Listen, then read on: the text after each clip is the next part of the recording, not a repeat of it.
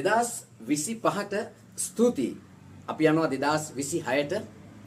හරි වැරදි බලාපොරොත්තු සියල්ල ඔක්කොම ආයෙත් පොඩි බැඳගෙන අපි යනවා මේ නව වසරට 2026 ඒ කියන්නේ බොහොම සුබවාදී අලුත් ආරම්භයක්. මේ සියලු අංකවල එකතු අවසානයේ අංක 3 2026 එකට එකතු කරපුවාම අංක 1 හොඳ ආරම්භයක්. ඉතින් ඔයාලා හැමෝටම ඔය හිතවල තියෙන ප්‍රාර්ථනා එලෙසින්ම ඔයාලා පතන ඉලක්කවලට යන්නට වේගයෙන් යන්නට දෙවි සමිඳුන්ගේ ආශිර්වාදය මෙන්ම නිරෝගී සුවය ප්‍රාර්ථනා කරනවා. සුබ අලුත් අවුරුද්දක් වේවා.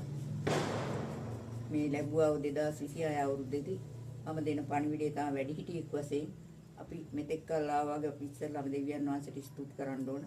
ඒ වගේම අපි සියලු අසල්වාසීන් රටේ ජනතාවට එකට එකතු වෙලා අපිට මොන කරදරාවක් විශේෂණාවක් අපි එකතු වෙලා ජය ගන්න ඕනයි කියලා හිතලා අපි කටයුතු කරමු. ඒ වගේම ධර්මානුකූලව ජීවත් වෙන්න අපි හිතා ගන්න ඕන. මම ඒක තමයි මේ 26 පණිවිඩය වැඩිහිටියෙක් වශයෙන් හැමෝටම දෙන පණිවිඩය.